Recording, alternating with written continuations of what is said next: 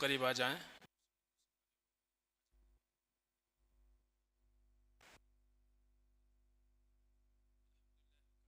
سلام علی عبادہ الذین اصطفى رب اشرح لی صدری واحلل عقدۃ من لسانی یفقهوا قولی۔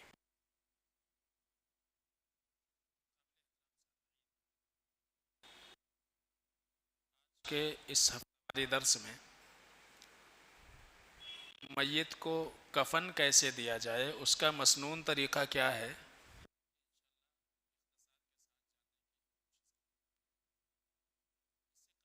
اس میں میت کو نہلایا کیسے جائے، کیسے غسل دیا جائے، اس کو ہم نے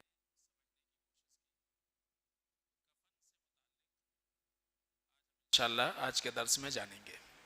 اللہ کے رسول صلی اللہ علیہ وسلم نے ارشاد فرمایا، اذا کفن احدکم اخاہ فلیحسن کفنہ،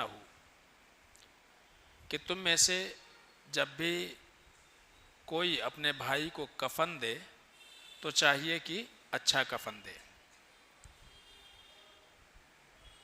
مرنے کے بعد میت کو کفن دینا یہ فرض کفایہ ہے، اہل علم نے کہا۔ فرض کفایہ کا مطلب یہ ہے کہ کسی ایک نے کفن کا انتظام کر دیا تو اب سارے لوگوں پر سے وہ ذمہ داری ختم ہو گئی۔ کفن سے متعلق یاد رکھیں کہ اللہ کے نبی صلی اللہ علیہ وسلم نے کہا کہ کفن اچھا دینا چاہیے۔ حضرت جابر رضی اللہ تعالیٰ عنہ کہتے ہیں کہ اللہ کے رسول صلی اللہ علیہ وسلم نے ایک دن خطبہ ارشاد فرمایا اور اللہ کے رسول صلی اللہ علیہ وسلم نے اپنے ساتھیوں میں سے کسی آدمی کا ذکر فرمایا اور آپ نے کہا کہ اسے بڑا ہی حقیر کپڑے میں جو ہے کفن دیا گیا ہے اور رات ہی میں قبر میں اس کو اتار دیا گیا۔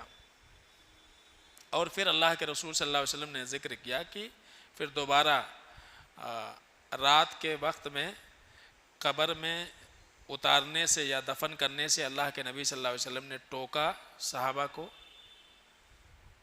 اور اس کے بعد آپ نے یہ کہا کہ اگر کوئی بہت مجبوری ہے تو ہی رات میں دفن کیا جائے۔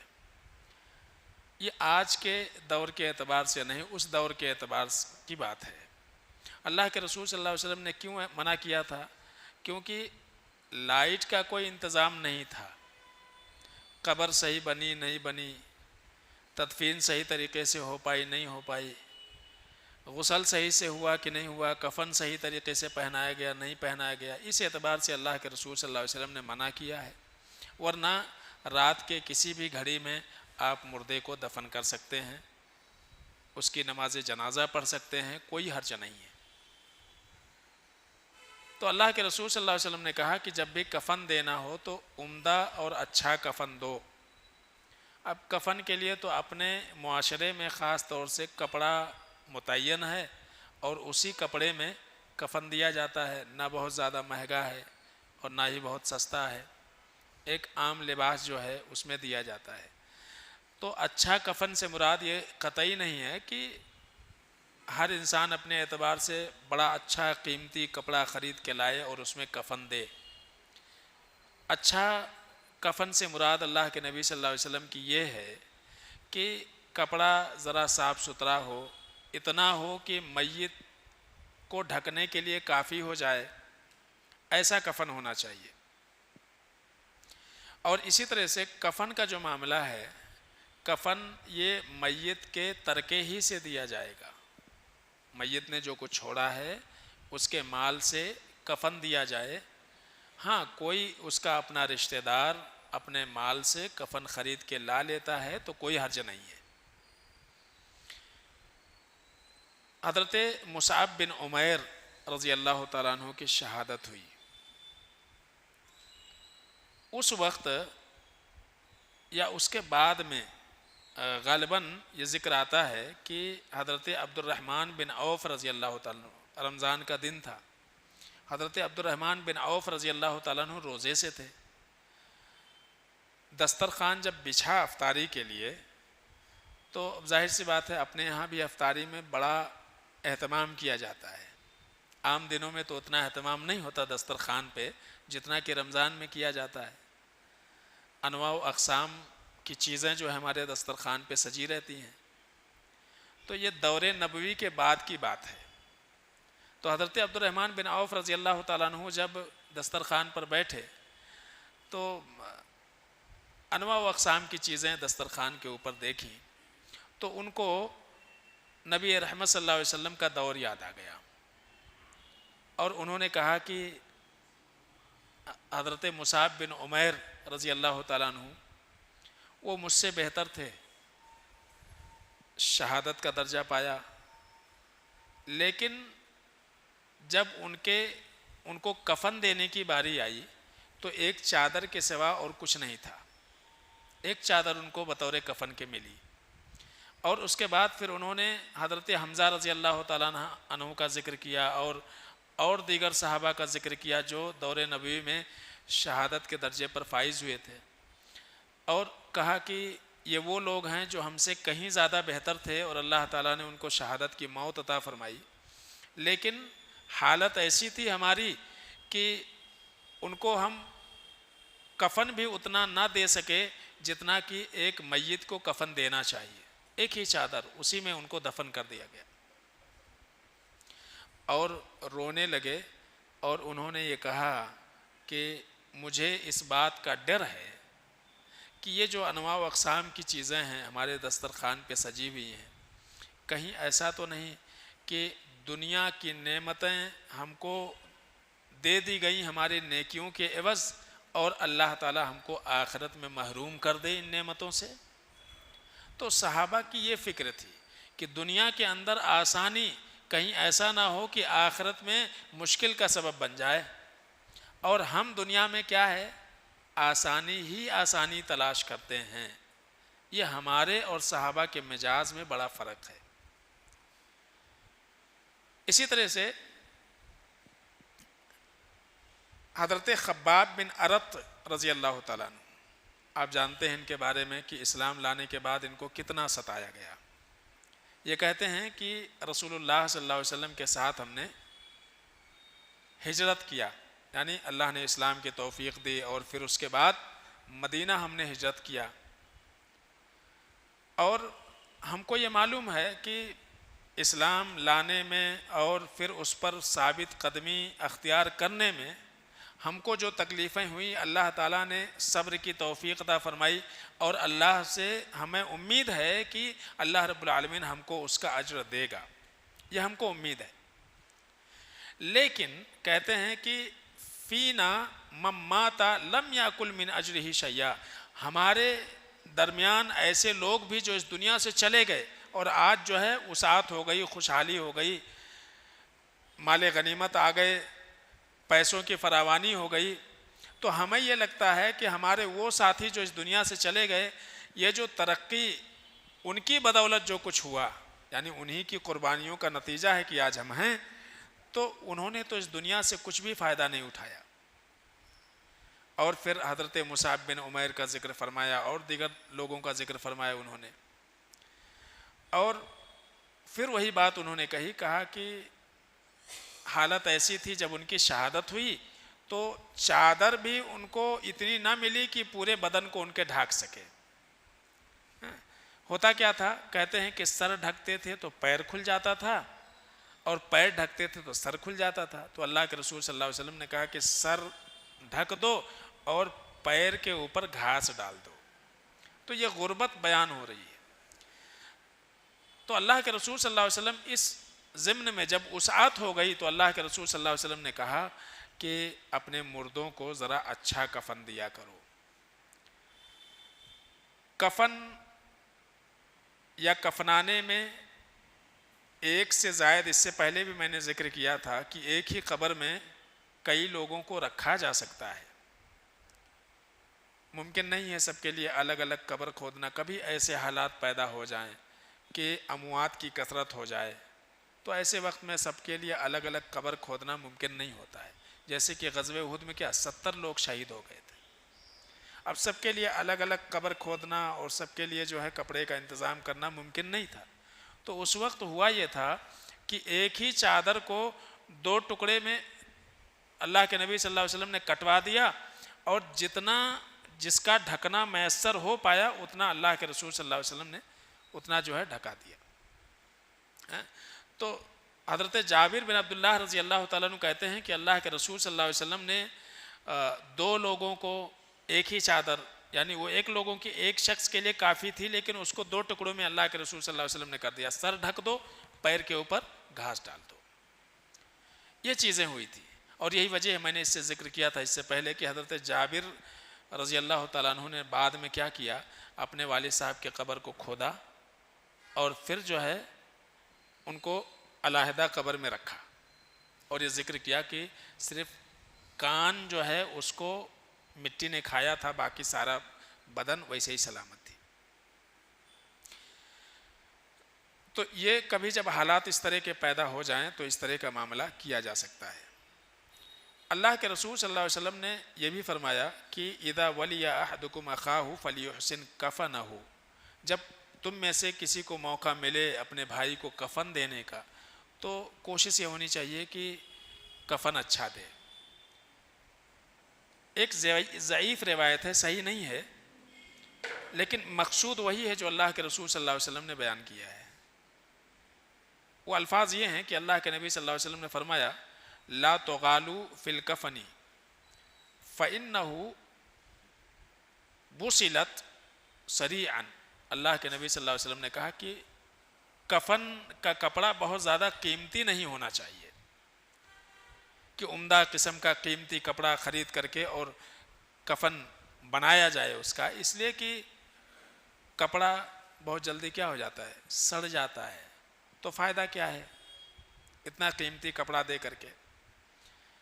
حضرت مغیرہ بن شعبہ رضی اللہ تعالیٰ عنہ کہتے ہیں کہ اللہ کے رسول صلی اللہ علیہ وسلم نے ایک مرتبہ کہا تھا کہ اللہ تعالیٰ نے تین چیز کو تمہارے لیے ناپسند کیا ہے، انہی میں سے ایک چیز کیا ہے، مال کا ضائع کرنا۔ تو جب کپڑا جلدی سے سڑ جاتا ہے، پھٹ جاتا ہے، تو بہت زیادہ قیمتی کپڑا دینے کی ضرورت نہیں ہے میت کو۔ اما عائشہ رضی اللہ تعالیٰ عنہ یہ کہتی ہیں حضرت ابوبکر صدیق رضی اللہ تعالیٰ عنہ کے تعلق سے، جب بیمار پڑے حضرت ابوبکر صدیق رضی اللہ تعالیٰ عنہ بیمار ہوئے تو ایک سوال حضرت ابوبکر صدیق رضی اللہ تعالیٰ عنہ اپنے گھر والوں سے کرتے رہتے تھے، آج کون سا دن ہے، یہ پوچھتے رہتے تھے، اس لیے کہ ان کی خواہش یہ تھی کہ اللہ کے رسول صلی اللہ علیہ وسلم کا انتقال پیر کے دن ہوا تو میرا بھی انتقال پیر کے دن ہو تو بڑا اچھا ہے۔ یہ محبت تھی اللہ کے رسول صلی اللہ علیہ وسلم، ایسا کچھ نہیں کہ پیر کے دن میں کوئی خصوصیت ہے، لیکن نبی سے لگاؤ محبت، تو پوچھا کرتے تھے کون سا دن ہے آج۔ تو اتفاق سے جس دن انتقال ہوا پیر ہی کا دن تھا۔ ان کے بدن کے اوپر جو کپڑا تھا اس کے اوپر زعفران کا دھبا لگا ہوا تھا، تو حضرت ابوبکر صدیق رضی اللہ تعالیٰ نے کہا کہ دیکھو کفن کے لیے بہت زیادہ اہتمام ہمارے کرنے کی ضرورت نہیں ہے، جو کپڑا میں پہنا ہوا ہوں یہ جو ہے اس کے اوپر زعفران کا دھبا لگا ہوا ہے، اس کو دھل لینا اور اسی کپڑے میں مجھ کو دفن کر دینا۔ یہ حضرت ابوبکر صدیق رضی اللہ تعالیٰ نے کہا، اور ایک بات کہا کہ ان الحی احق بالجدید من المیت، جو زندہ ہیں وہ مردوں سے کہیں زیادہ کپڑوں کے حقدار ہیں۔ غربت کا زمانہ تھا، کسی کو پہننے کے لیے چادر بھی میسر نہیں ہوتا تھا، وہی دور ہے کہ ایک ہی کپڑے میں نماز پڑھ لیتے تھے، کوئی دوسرا تھا ہی نہیں، ازار کے طور پر جو باندھے رہتے تھے اسی میں نماز پڑھ لیا کرتے تھے۔ تو انہوں نے کہا کہ زندوں کو زیادہ ضرورت ہے کپڑے، ہم کیا ہے اسی کپڑے میں ہمارا انتقال ہوا، اسی کپڑے کو دھل کر کے اور ہم کو اسی میں دفن کر دینا۔ تو اس سے پتہ یہ چلتا ہے کہ بہت زیادہ مہنگا، بہت زیادہ قیمتی کپڑا اس کا اہتمام کرنا یہ صحیح نہیں ہے، اور یہ ہونا بھی نہیں چاہیے۔ عام لباس جس میں عام مردوں کو دفن کیا جاتا ہے وہی کفن کا کپڑا اور وہی جو ہے اہتمام اسی کا کرنا چاہیے۔ اسی طرح سے شہید کے بارے میں ہم جانتے ہیں کہ جو اللہ کے راستے میں لڑتے ہوئے شہید ہو، شہداء کے تو بہت سارے اقسام اللہ کے نبی نے بیان کیے ہیں. ایک آدمی گھر گر گیا دب کے مر گیا, دیوار گر گئی دب کے مر گیا, ڈوب کے مر گیا, پیٹ کی بیماری میں مر گیا, اس کو بھی اللہ کے رسول صلی اللہ علیہ وسلم نے شہید کہا. لیکن شہداء جو اصلاً ہیں وہ کیا ہیں؟ جو میدان جہاد میں شہید ہوئے, ان کے احکامات الگ ہیں. ان کے بارے میں اللہ کے نبی نے فرمایا کہ زملوہم فی ثیابہم, ان کو ان کے ہی کپڑے میں دفن کرو. تو جو شہداء ہوتے تھے وہ کارزار میں جو شہید ہوئے, ایسا نہیں کہ ایک آدمی کہے اٹھ کر کے کہ بھئی فلاں طاعون کی بیماری میں مر گیا تو نبی نے کہا کہ وہ بھی شہید ہے. ایک انسان اپنے جان و مال کی حفاظت کرتے ہوئے مر گیا, نبی نے کہا وہ بھی شہید ہے, تو اس کو اسی کپڑے میں دفن کر دیا جائے, ایسا بالکل نہیں ہے. ہاں رتبے درجے میں اس درجے کو تو نہیں پہنچ سکتے ہیں جو شہداء کی ہے, اور وہ احکام بھی نافذ نہیں ہوں گے, لیکن اجر کے اعتبار سے اللہ کے نبی صلی اللہ علیہ وسلم نے یہ بیان کیا کہ وہ اجر میں شہداء کے برابر ہیں. لیکن مرتبہ ان کا الگ ہے, ان کے درجے بہت زیادہ الگ ہیں. تو اللہ کے نبی صلی اللہ علیہ وسلم نے ان کے تعلق سے کہا کہ ان کو انہی کے کپڑوں میں دفن کر دینا چاہیے. تو شہداء کا یہ معاملہ ہے. ان کو غسل بھی نہیں دیا جائے گا.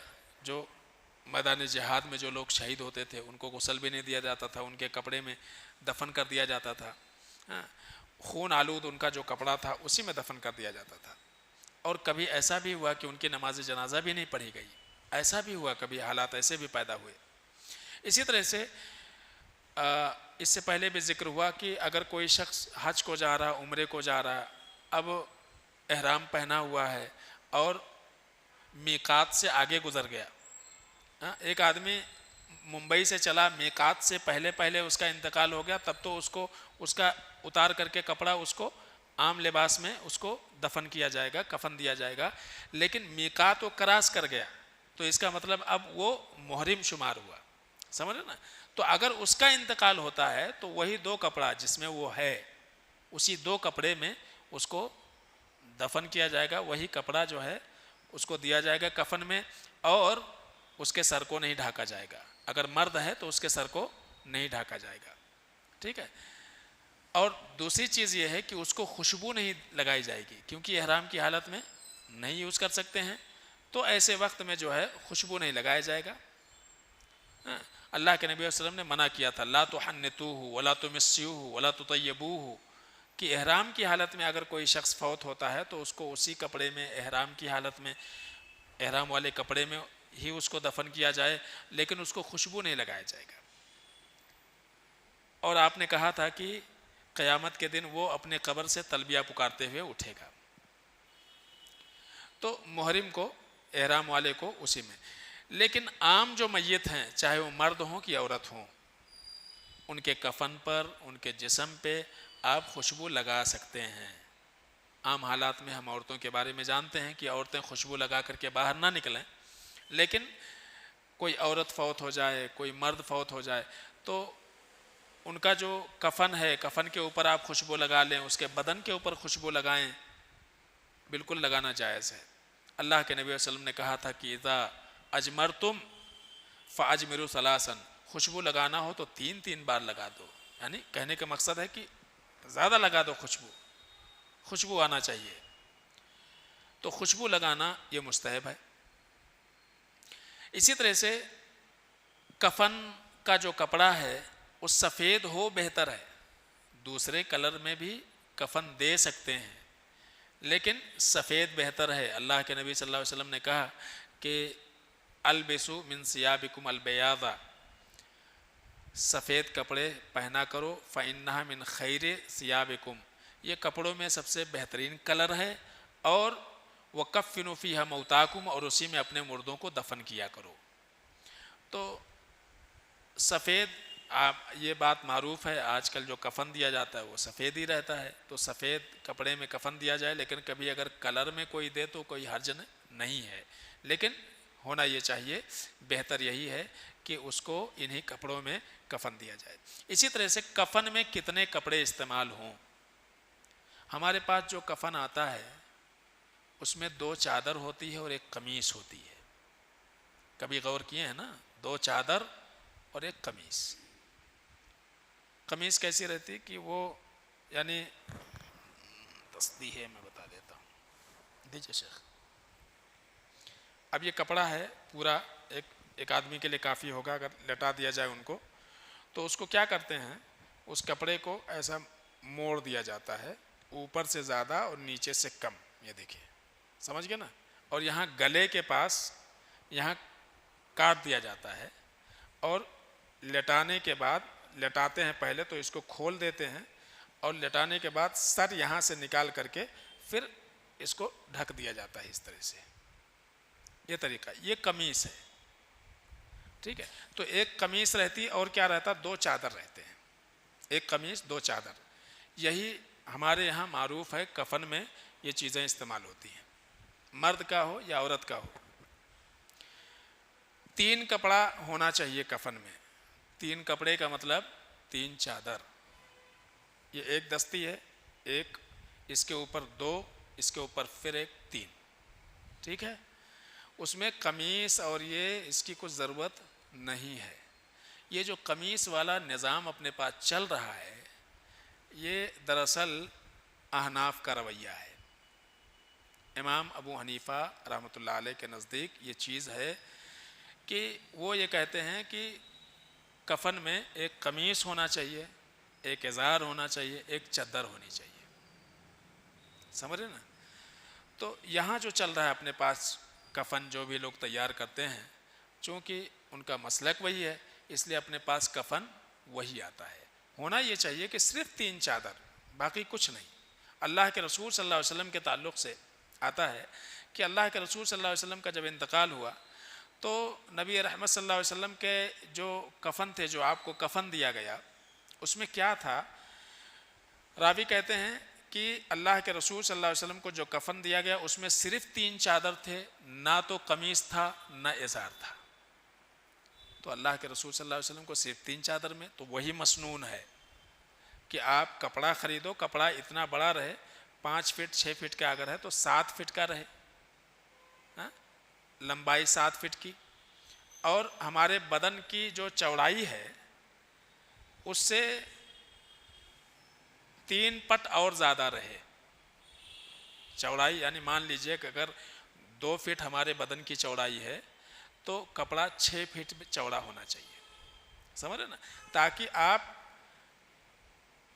اوپر سے جو ہے اس کو لپیٹ سکو دونوں طرف سے. یہی ہے کفن, چوڑائی اتنی اور لمبائی اتنی رہے کہ سر اور پیر ڈھکنے کے بعد اس کو باندھا جا سکے. سمجھ رہے نا. اور صرف 3 چادر, باقی اور کچھ اس میں کرنے کی ضرورت نہیں ہے. 3 چادر ایک کے اوپر آپ بچھا دیں, ایک دوسرے کے اوپر میت کو لٹا دیں, اور ایک ایک چادر پھر آپ اٹھاتے جائیں, لپیٹتے جائیں, پہلے دائیں طرف پھر بائیں طرف, پہلے دائیں طرف پھر بائیں طرف. ٹھیک ہے, یہ آسان طریقہ ہے بالکل. تو یہی ہے کفن کا طریقہ کہ 3 چادر آپ لیں اور اسی چادر میں ان کو لپیٹ دیں. مرد اور عورت کے کفن میں کوئی فرق نہیں ہے. پہلے بہت زیادہ اہتمام, یعنی یہ کیا جاتا تھا عورت کو 3 کپڑے, مرد کو 3 کپڑے اور عورت کو 5 کپڑے. اس میں ازار بند, دوپٹہ اور کچھ چیزیں آتی تھیں, دستانے آتے تھے, ایسے بہت سارے پہلے تیار کیا جاتا تھا, ابھی معلوم نہیں. تو پہلے عمومی طور سے معروف تھا کہ عورتوں کو 5 کپڑے دیے جائیں گے اور اسی طرح سے مردوں کو 3 کپڑے دیے جائیں گے. اس میں بھی قمیص, ازار, دوپٹہ اور پھر جو ہے ایک چادر, اور اس کے اوپر سے ایک اور کپڑا ہوا کرتا تھا. حالانکہ مرد اور عورت کو, چاہے مرد ہو یا عورت ہو, اس کو 3 ہی کپڑے میں, 3 چادر میں ہی لپیٹا جائے گا, 3 سے زائد نہیں. اتنے ہی مسنون ہے. اسی طرح سے کفن کسی پیر, فقیر اور کسی بڑی شخصیات کے جسم کا کپڑا کسی انسان کو برکت اور تبرک کے لیے پہنا دینے سے اس کے عمل اور اس کے جزا اور سزا کے اوپر کوئی فرق نہیں پڑنے والا ہے. بعض لوگ کیا اہتمام کرتے ہیں کہ جس کپڑے میں ہم نے عمرہ یا حج کیا تھا ہم کو اسی میں دفن کیا جائے. اس سے کیا فرق پڑ جائے گا؟ فرشتے حاجی سمجھ کے واپس چلے جاتے کیا؟ کچھ نہیں ہوتا اس سے. یعنی صرف اگر یہ وصیت بھی ہے تو ایک بیجا وصیت ہے. آپ عام کپڑوں میں کیوں نہیں دفن ہونا چاہتے ہیں جس میں عام مسلمان دفن ہوتا ہے؟ ایسا کیوں کہ جو احرام کے لیے آپ نے استعمال کیا ویسی کپڑے میں آپ کو دفن کیا جائے؟ تو اس چیز کا اہتمام جو ہے بیجا اہتمام ہے کہ وہ احرام کا کپڑا استعمال کیا جائے. اللہ کے رسول صلی اللہ علیہ وسلم کی ذات بابرکت تھی، لیکن آپ کی برکتیں اسی کو ملتی تھی جو اس کا مستحق ہوتا تھا. عبداللہ بن ابی بن سلول رئیس المنافقین، ان کا جب انتقال ہوا، ان کے بیٹے اللہ کے نبی صلی اللہ علیہ وسلم کے پاس آئے اور کہا اللہ کے رسول ہم کو معلوم ہمارا باپ کیسا تھا، لیکن پھر بھی میں یہ چاہتا ہوں کہ آپ اپنی قمیض دے دیں اور ہمارے باپ کی نماز جنازہ پڑھ دیں، آپ ہو سکتا ہے کچھ فائدہ ہو جائے. اللہ کے رسول صلی اللہ علیہ وسلم نے اپنی قمیص اتاری، قمیص پہنائی، اور پھر نماز جنازہ کے لیے جب اٹھے تو عمر بن خطاب نے دامن ہی پکڑ لیا. پھر اللہ کے نبی صلی اللہ علیہ وسلم کا کہاں جا رہے ہیں؟ اتنی شرارتیں کی ہیں اس نے، مسلمانوں کو تکلیف پہنچائی، اسلام کے خلاف سازشیں کی، کبھی یہود کے ساتھ ملا، کبھی نصارہ کے ساتھ ملا، اور آپ نماز جنازہ کے لیے جا رہے ہیں. اللہ کے نبی صلی اللہ علیہ وسلم نے کہا کہ ہم جانتے ہیں کہ اس سے کوئی فائدہ نہیں ہونے والا ہے، لیکن کہا کہ قرآن میں یہ کہا گیا ہے کہ 70 مرتبہ بھی آپ استغفار کریں گے تو نہیں ہوگا. تو اللہ کے نبی نے کہا اس سے بھی زیادہ میں کروں گا. اپنی امت کے تئیں اللہ کے رسول صلی اللہ علیہ وسلم کی شفقت تھی. آپ گئے، نماز جنازہ پڑھائی، اور پھر اللہ تعالیٰ نے آیت اتار دی وَلَا تُصَلِّ عَلَىٰ أَحَدٍ مِّنْهُمْ مَاتَ أَبَدًا وَلَا تَقُمْ عَلَىٰ قَبْرِهِ. اے نبی اب آج کے بعد یہ آپ کا پہلا اور آخری ہے. آج کے بعد سے اس طرح کے لوگ نہ تو ان کی آپ نماز جنازہ پڑھائیں گے اور نہ ہی ان کے قبر پر رک کر کے آپ ان کے مغفرت کی دعا کریں گے. تو اللہ کے رسول صلی اللہ علیہ وسلم کو وہاں پہ روک دیا گیا. تو اسی لیے کسی بزرگ شخصیت کا کپڑا، ان کا ڈریس، اور ان کے جگہ سے یا ان کے مزار سے یا ان کے عرس میں سے، ان کے صندل میں سے لایا گیا لباس وہ تبرک کا سبب بنے گا، برکت کا سبب بنے گا، یہ بیوقوفی ہے. ہر انسان کو اس کے اپنے عمل کی جزا اور سزا ملے گی. سمجھ رہے نا؟ تو قبر میں اچھا ایک چیز اور، کفن کے وقت ایک چیز اور ہوتی ہے، مصلی رکھا جاتا ہے. ایک چھوٹا سا کپڑا، آپ دیکھیں گے بعض مقام پر یہ ہے، ایک چھوٹا سا کپڑا بھیجا جاتا ہے کفن کے ساتھ میں. کیا ہے یہ؟ تو بولتے ہیں مصلی ہے. اس کو بھی اندر رکھو، چھوٹا سا کپڑا رہتا ہے. اب کیا وہ مردہ اٹھ کر کے نماز پڑھے گا کیا وہاں پہ؟ اچھا اس کے بعد لوگ زمزم کا پانی ڈالتے ہیں. زمزم کے پانی اور گلاب کے پانی سے اس مرنے والے کو کیا فائدہ ہو سکتا ہے؟ اگر اس کے اعمال صحیح ہیں تو اعمال ہی کی بدولت اس کی قبر منور ہوگی. اعمال صحیح نہیں ہیں تو آپ گلاب کے پانی میں نہلا دو، اس کو زمزم کے پانی سے نہلا دو، خوشبو میں اس کو آپ ڈال دو. اس کے بعد جو ہے ایک چیز اور اپنے پاس چل رہی ہے، کیا کپڑا جو اوپر سے چادر ڈالا جاتا ہے اس کے اوپر قرآن کی آیتیں لکھی رہتی ہیں، کلمہ لکھا رہتا ہے. اگر اس طرح کی چادر سے بچنا ممکن ہو تو بچنا چاہیے.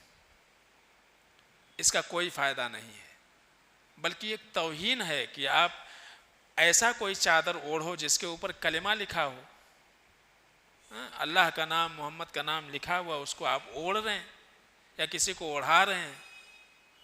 یہ اچھی چیز نہیں ہے. لیکن اپنے پاس پتہ نہیں کیا ایک ہے کہ چادر ہی ایسی بناتے ہیں، اور وہ بھی خاص طور سے کوئی ہرا بناتا اور کوئی کالا بناتا. ٹھیک ہے، حالانکہ نبی کیا کہہ رہے ہیں؟ سفید کپڑا، اسی میں کفن دو، وہی پہنو. تو مستحب کیا ہے؟ مسنون یہ ہے کہ وائٹ ہی ہونا چاہیے. تو خاص طور سے دوسروں لوگوں کی چھوڑیے، اپنے مسجد میں خاص طور سے یہ اہتمام ضرور ہونا چاہیے کہ ہمارے پاس اوڑھنے کے لیے جو چادر ہو اوپر سے ڈالنے کے لیے ڈولے کے اوپر، وہ چادر بھی جو ہے کی طرف اور ایک بیچ میں، بس یہ 3 بندھن رہتا ہے۔ تو یہ صاف سیدھا طریقہ ہے کفن دینے کا۔ 3 کپڑا، مرد اور عورت میں کوئی فرق نہیں ہے۔ 3 چادر میں مردوں کو بھی کفنایا جائے گا اور 3 چادر میں عورتوں کو بھی کفنایا جائے گا۔ اللہ سے دعا ہے کہ العالمین ہم سب کو سمجھنے عمل کرنے کی توفیق عطا فرمائے، آمین یا رب العالمین۔